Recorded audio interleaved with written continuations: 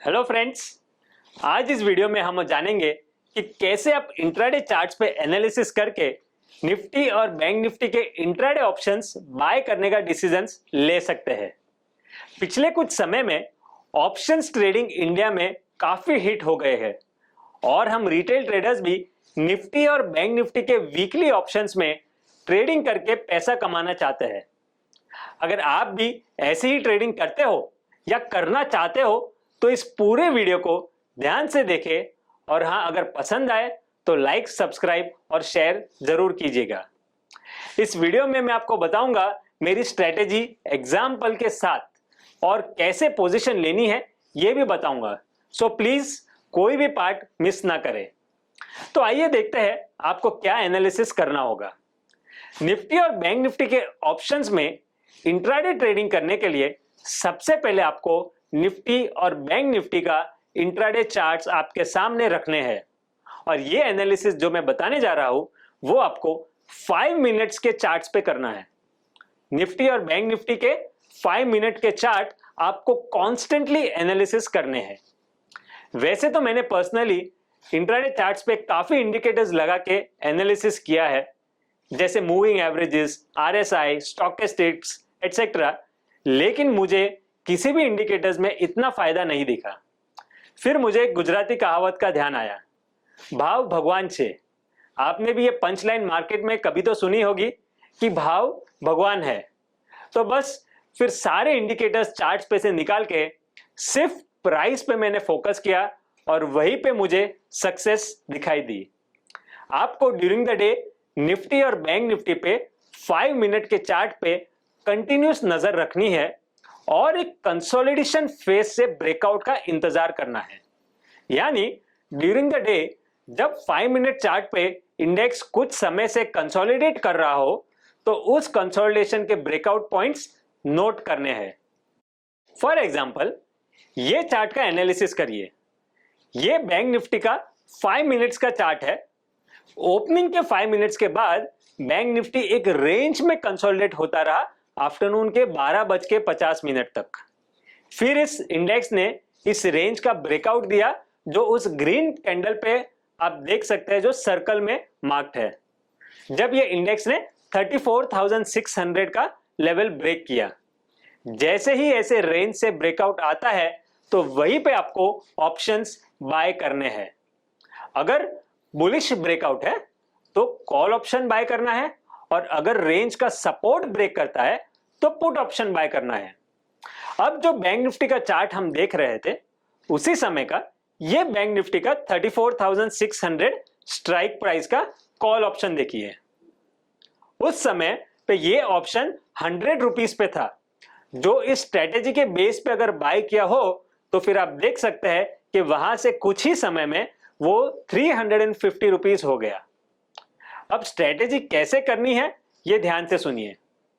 हमारे पास दो इंडेक्स है, निफ्टी और बैंक निफ्टी, जिनमें किसी एक में आपको ट्रेड लेना है।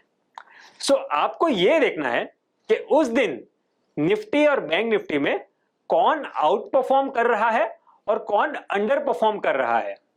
आउट परफॉर्म यानी कौन सा इंडेक्स ज्यादा चल रहा है परसेंटेज टर्म्स में। सो सपोज अगर किसी दिन बैंक निफ्टी निफ्टी को आउट परफॉर्म कर रहा है, यानी बैंक निफ्टी ज्यादा चल रहा है, तो अगर उस कंसोलिडेशन से बुलिश ब्रेकआउट आता है तो बैंक निफ्टी के कॉल ऑप्शन बाय करिए। बट अगर कंसोलिडेशन से बेरिश ब्रेकडाउन आता है और उस दिन निफ्टी अंडर परफॉर्म कर रहा है तो आपको निफ्टी के पुट ऑप्शन बाय करने हैं। यानी अगर बाय ट्रिगर होता है तो आउट परफॉर्मर के कॉल बाय करें और अगर सेल ट्रिगर होता है तो जो अंडर परफॉर्म कर रहा है उसके पुट ऑप्शन बाय करें। आइए पहले और कुछ एग्जांपल्स देखते हैं, उसके बाद स्टॉप लॉस और टारगेट क्या रखने चाहिए उसके बारे में मैं आपको बताऊंगा। ये देखिए, ये निफ्टी का 5 मिनट का चार्ट है। एक छोटे करेक्शन के बाद में निफ्टी इस दिन 9:55 से 11:20 तक एक रेंज में कंसोलिडेट हो रहा था। तो बस जैसे आपको 5 मिनट्स के चार्ट पे ऐसा कंसोलिडेशन दिखे तो इंतजार करना है ब्रेकआउट का। जिस डायरेक्शन में ब्रेकआउट आए उस डायरेक्शन में ऑप्शंस लेना है। तो यहां पे हम देख सकते हैं कि 16,170 से 16,120 की रेंज में कंसोलिडेट होने के बाद में निफ्टी ने 16,150 का लेवल तोड़ा, तो बस निफ्टी का पुट ऑप्शन उसी वक्त आपको बाय करना है। अब ये देखिए उस दिन का निफ्टी का ये पुट ऑप्शन का चार्ट।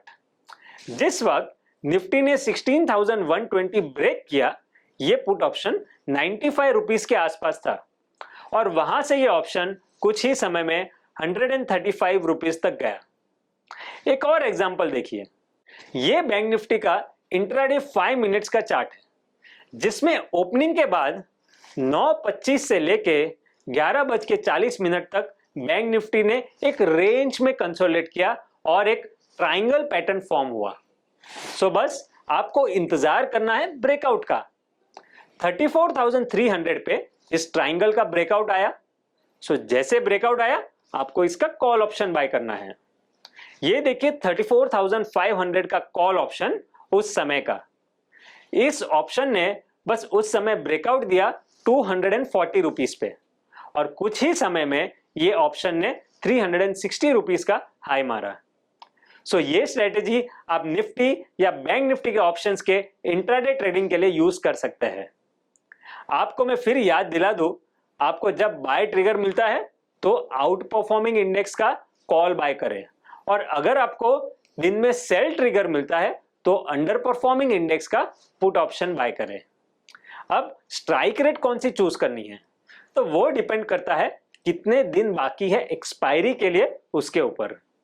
अगर आप फ्राइडे, मंडे या ट्यूसडे को ट्रेड कर रहे हैं तो आप थोड़े out of the money options buy कर सकते हैं, लेकिन अगर आप वेडनेसडे या एक्सपायरी के दिन थर्सडे को ट्रेड कर रहे हैं तो सिर्फ एट द मनी ऑप्शन में ही ट्रेड करें। ट्रेड लेने के बाद आपके सब ट्रेड्स प्रॉफिट में ऑफकोर्स नहीं जाएंगे, कुछ ट्रेड्स के स्टॉप लॉस भी हो गए। सो ब्रेकआउट के पहले रेंज का जो भी लो बना है वो बाय ट्रेड्स का स्टॉप लॉस होगा और सिमिलरली अगर आपको सेल ट्रेड मिला हो तो कंसोलिडेशन का जो हाई होगा वो आपका स्टॉप लॉस होगा। ये थी स्ट्रेटेजी। अब बात करते हैं टारगेट की। सो टारगेट्स कोई फिक्स नहीं होंगे क्योंकि वो डे टू डे डिपेंड करेगा मार्केट मूवमेंट पे। जिस दिन ब्रेकआउट के बाद ट्रेंडेड मूव आया तो इंडेक्स में तो आपको बड़े मूव्स मिल सकते हैं।